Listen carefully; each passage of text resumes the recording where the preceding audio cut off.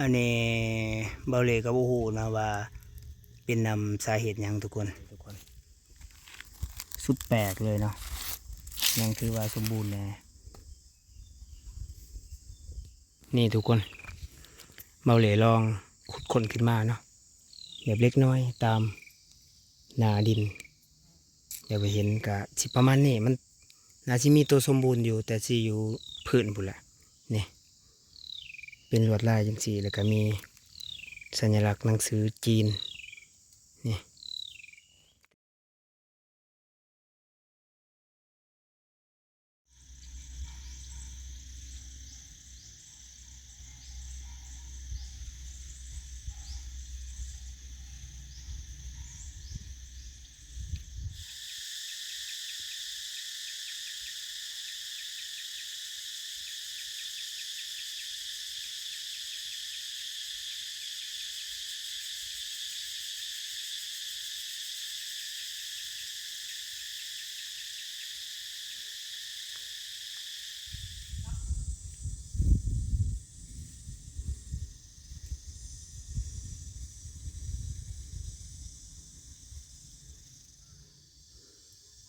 ป้าทุกคนเป็นโบสถ์เนาะหรือว่าน่าสิเป็นวัดนี่ผุพังอันนี้กลางป่าเด้อเบาเลยเดินทางมาเพาะทุกคนอืมโอ้โหว่าจักปีเนาะก่อนเดินทางก็เลยได้ผ่านมาเห็นทุกคนว้าเงียบเดี๋ยวพาพี่พาน้องเลาะเบิ่งเลาะชมเนาะหอมน่าสิแม่นวัดมีหยังแหน่นะฮักพังทุกคนป้า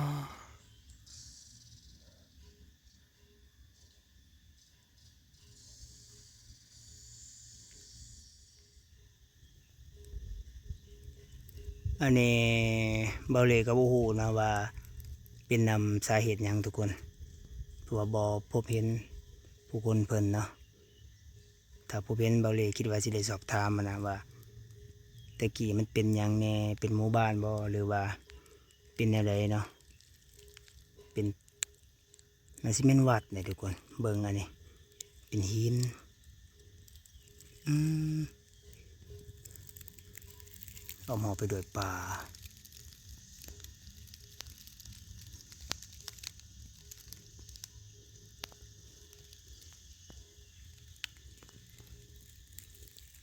โอ้โหว่าห่างมาแบบนี้จักปีแล้วทุกคนตามที่เบาเลยคิดว่านาสิบ่เกินประมาณ100 กว่าปีเนาะตามเบิง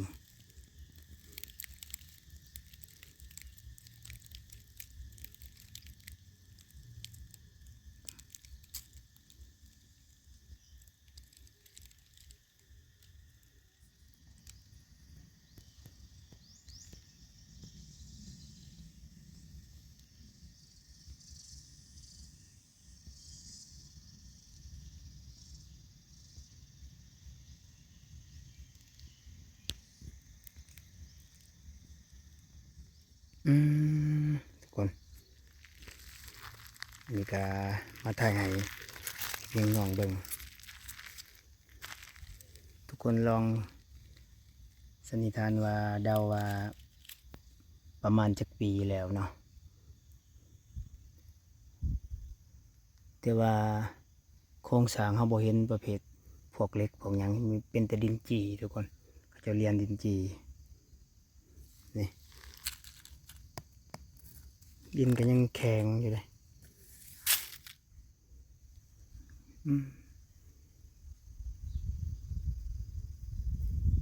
บริเวณนี้ก็จะจูดเนาะ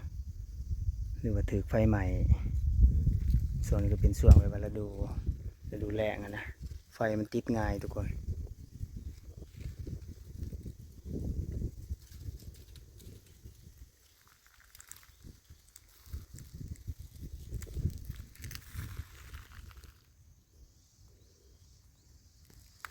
ว่ามีหลังคาทุกคนน่าสิ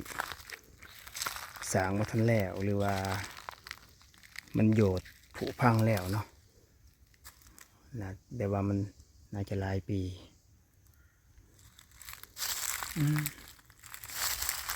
ขออนุญาตเด้อจะที่จะทานสังเกตเบิ่งทุกคนเห็นบ่บ่มีเหล็กเสื่อมแล้วมันจะเรียนแบบดินจีเอาตามเสากับบ่เห็นมีเหล็กมีหยัง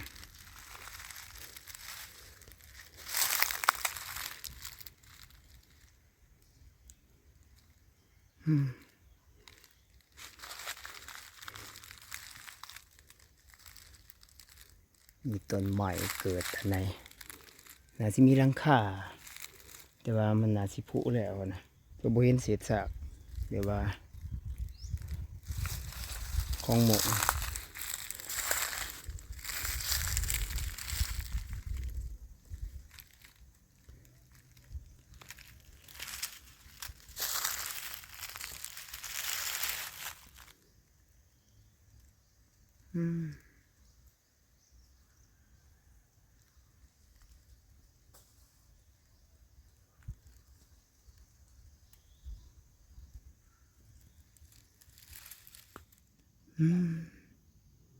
ไปทุกคนขี่กลับเนาะยางกลับเรา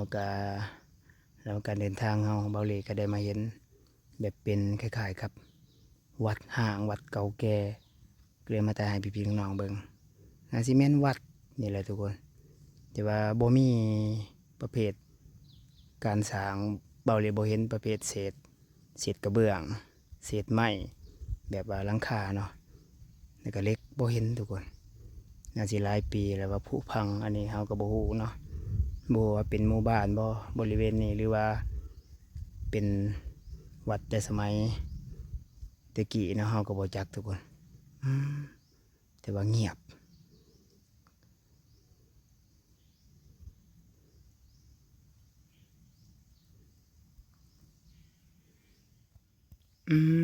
ทุกคนเบาเหลมาเห็นอันนี้บริเวณเขตวัดนี่แหละกำลังว่าสิกลับทุกคนมาเบิ่ง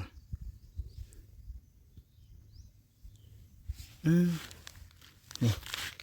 นาซีแมนเป็นแบบหมู่บ้านนั่นนะทุกคนหมู่บ้านเก่าเนาะนี่เป็นเศษถ้วยดินนะถ้วยกระเบื้องแล้วก็นี่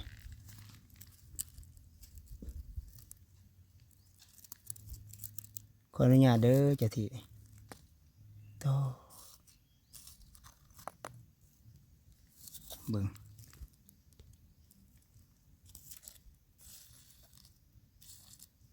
โอ้โหอีจังเนาะนี่นะ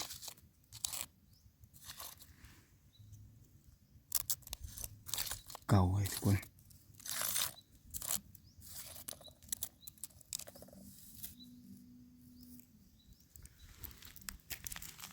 ข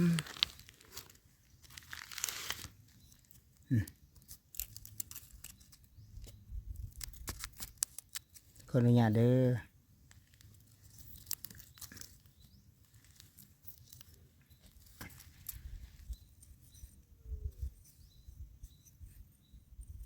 ป้อ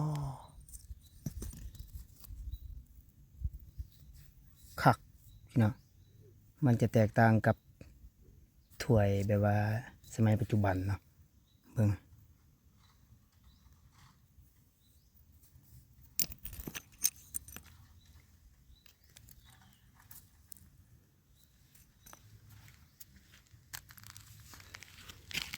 นี่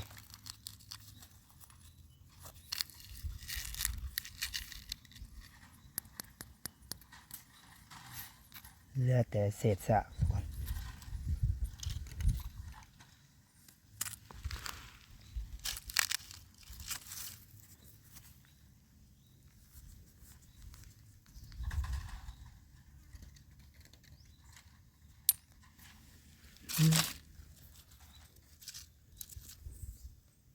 มันแตกต่างกับ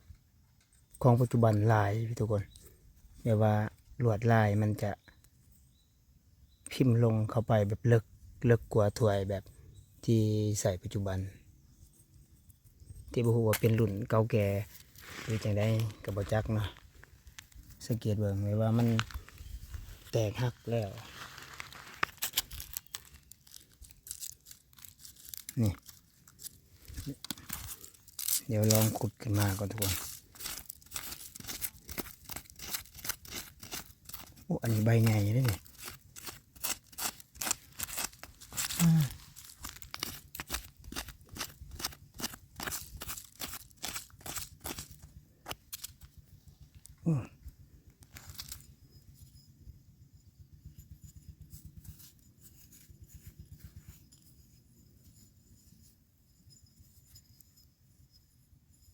หนาดี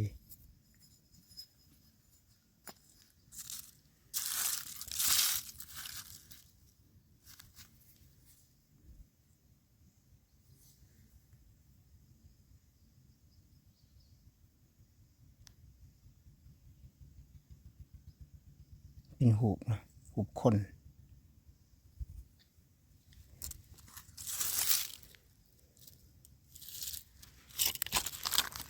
อ้อ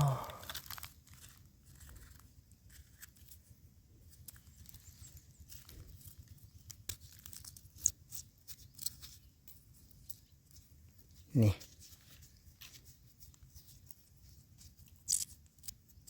เป็นหนังสือทุกคน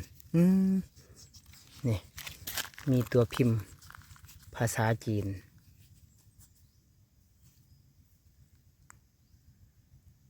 เบาเลยก็อ่านบ่ออกนะ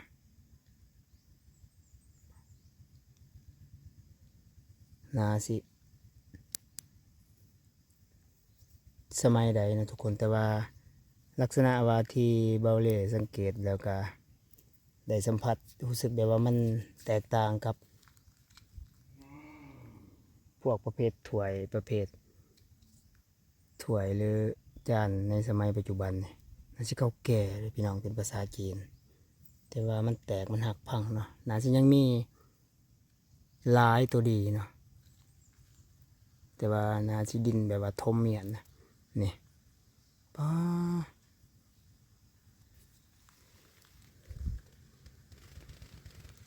สุดแปลกเมียนขึ้นทุกคนแต่ซีหูกะเขียนไว้จังไดกะคอมเมนต์บอกเด้อน่าจะเป็นคลองแบบรุ่นตะกี้แต่ก่อนของลำคานะแต่ว่ามันแตกหักพังหมดแล้ว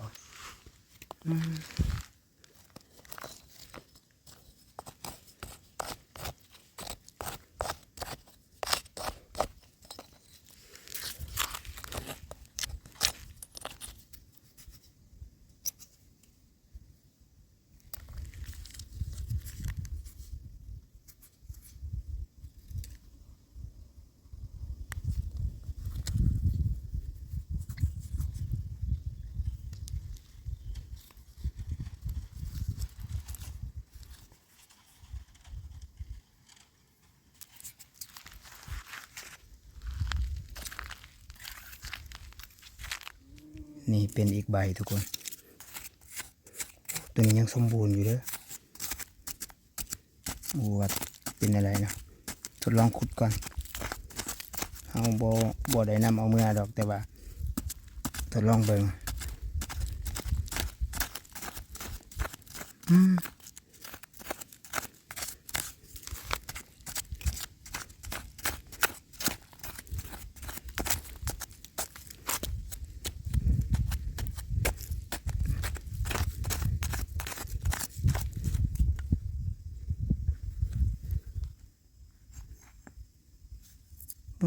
นะทุกคน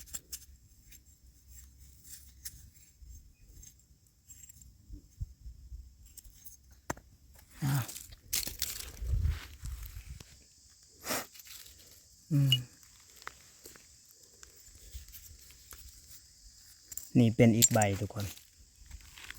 สุดแปลกเลยเนาะยังถือว่าสมบูรณ์แน่แต่24บาเล่ทั้งฝั่งไทยหรือทางเกาหลีญี่ปุ่นทางจีนสะกดในเด้อว่ามันเขียนอย่างทุกคนจะเป็นหนังสือจีนอยู่ในก้นนะ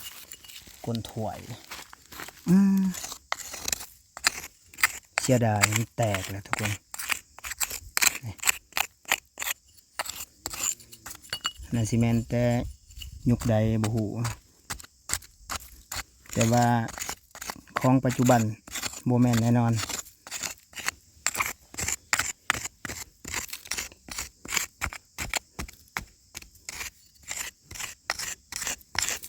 ทุกคนป้าพี่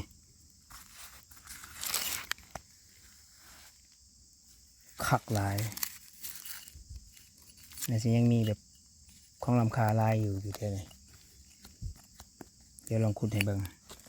นี่เป็นอีกใบมี2 ใบ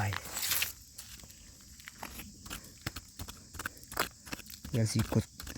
ลองขุดให้เบิ่งน่าสิยังมีตัวดีอยู่แบบว่าอยู่พืชอันนี้มันอยู่หนาดินซื่อๆหรือว่าสมัยสงครามตะกี้มันถือยนต์ถล่มหรือว่าอะไรเดี๋ยวลองขุดในเบิ่งก่อนนี่ใบหนึ่งนี่ทุกคนเบาเหล่ลองขุดคนขึ้นมาเนาะแบบเล็กน้อยตามหนาดินเดี๋ยวไปเห็นกะสิประมาณนี้มันน่าจะมีตัวสมบูรณ์อยู่แต่สิอยู่พื้นบุนแหละนี่เป็นลวดลายจังสีแล้วก็มีสัญลักษณ์หนังสือจีนนี่แต่สิว่าของรุ่นใหม่บ่แม่นแน่นอนเราเลยรับประกันมันเป็นแบบรุ่นน่าจะรุ่นเก่าแก่เลยพี่น้องนี่จะเป็นสอมที่เป็นพวกดินเนาะ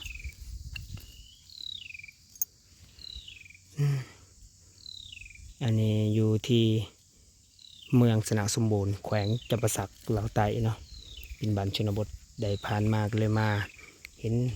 เป็นคือวัดห่างแล้วก็มีเศษซากสุนีขึ้นมาเนาะก็เลยขุดมาให้พี่น้องเบิ่งก็บ่ได้เอาเมื่อดอกแล้วก็บ่ได้มาลบลู่มาตายทุกคนเบิ่งแล้วก็สิพังไว้คืนเนาะไปเดี๋ยวสิเดินทางกลับบ้านนี่ฝากติดตามให้กำลังใจเด้อ